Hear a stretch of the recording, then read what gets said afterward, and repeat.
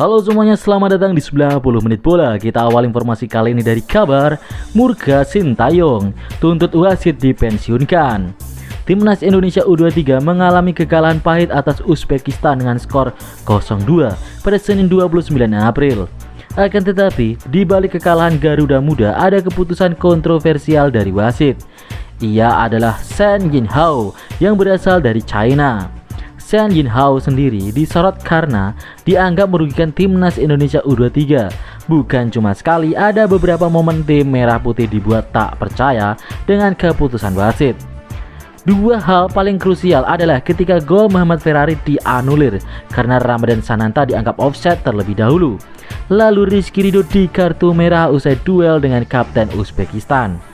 Melihat kontroversi wasit itu, Sintayong tidak bisa menyembunyikan kemurkaannya. Via media sosial, pelatih asal Korea Selatan ini menyebut bahwa Shen Yinhao seharusnya dilepaskan dari sepak bola alias dipensiunkan.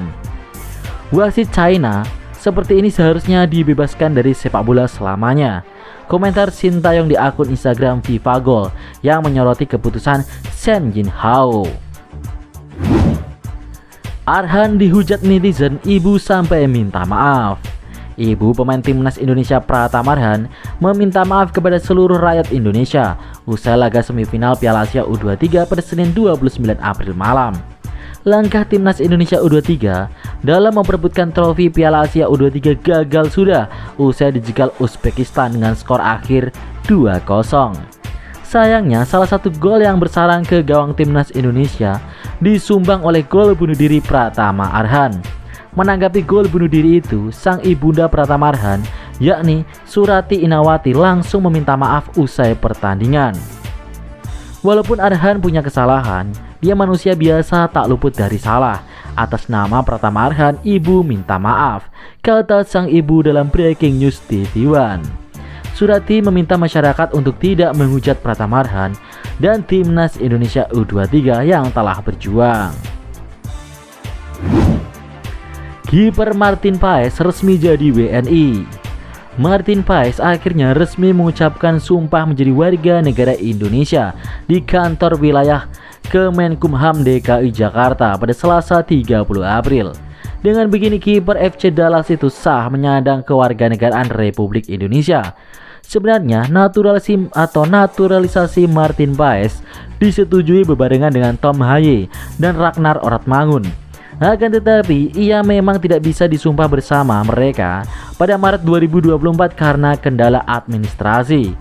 Manajer Timnas Indonesia Edri Erawan pernah mengatakan bahwa proses naturalisasi Paes masih membutuhkan waktu sedikit lama dari Haye dan Oratmangun.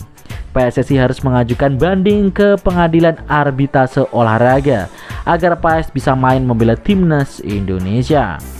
Adapun masalahnya terkait regulasi FIFA soal kepindahan federasi, PSSI mengajukan banding mengenai status Paes yang pernah memperkuat Timnas Belanda U21 pada Maret lalu. Hingga artikel ini naik, belum ada rilis resmi dari PSSI. Liga selesai, Persik bubarkan skuad. Persik Kediri telah merampungkan seluruh pertandingan Liga 1. Laga melawan Persebaya menjadi pamungkasnya. Kini tugas penggawa macan putih telah selesai. Alhasil, manajemen memutuskan untuk membubarkan tim. Sementara berlibur dulu dan refresh setelah kompetisi panjang, ujar media officer Persik Kediri Haryanto saat dikonfirmasi. Pembubaran ini langsung dimanfaatkan oleh para pemain. Bahkan beberapa pemain sudah ada yang langsung pulang ke daerahnya masing-masing. Namun ada beberapa pemain yang masih kembali ke Kediri sebelumnya nanti mengambil keputusan yang lain. Oleh karena itu, tak ada aktivitas di Persik Kediri untuk sementara waktu. Anto, manajer Persik, mengatakan akan memberikan informasi bila ada kabar selanjutnya. Seperti diketahui, Persik Kediri kini berada di peringkat ke-7 papan klasemen sementara. Posisi saat ini masih sangat rentan tergeser oleh Persisolo dan tim lainnya. Tak diperpanjang, Paulo Henrique pulang ke Brazil. Seperti diketahui, Persibaya Surabaya kemungkinan besar tidak akan memperpanjang kontrak striker asingnya, yaitu Paulo Henrique. Pemain yang didatangkan pada pertengahan musim Liga 1 lalu hanya mampu mencetak 4 gol dari 15 pertandingan yang ia mainkan. Ex pemain Persiraja Banda Aceh itu juga menyebutkan bahwa dirinya akan balik kampung terlebih dahulu sebelum menentukan masa depannya. Yang jelas, saya akan pulang dulu ke Brazil, kemudian menikmati liburan di kampung halaman. Setelah itu kita lihat nanti, terang Paulo Henrique. Sementara itu Perseba dikabarkan akan ganti Paulo Henrique dengan striker asal Swiss bernama Karim Rossi. Hasil dari Liga 1 Persija versus PSIS Semarang. Persija Jakarta berhasil menutup musim dengan manis setelah mengalahkan PSIS dengan skor 2-1. PSIS yang punya kepentingan lolos 4 besar berhasil cetak gol duluan di babak kedua berkat Frediano Wahyu di menit ke-64. Namun Persija tak mau kalah. Marco Simic berhasil cetak gol dari sundulan di menit ke-67. Di menit ke-73, Maicet Gajot berhasil mencetak gol cantik lewat tendangan bebas. Skor menjadi 2-1 untuk Persija. Hasil ini membuat PSIS membuang peluang lolos ke babak Championship Series.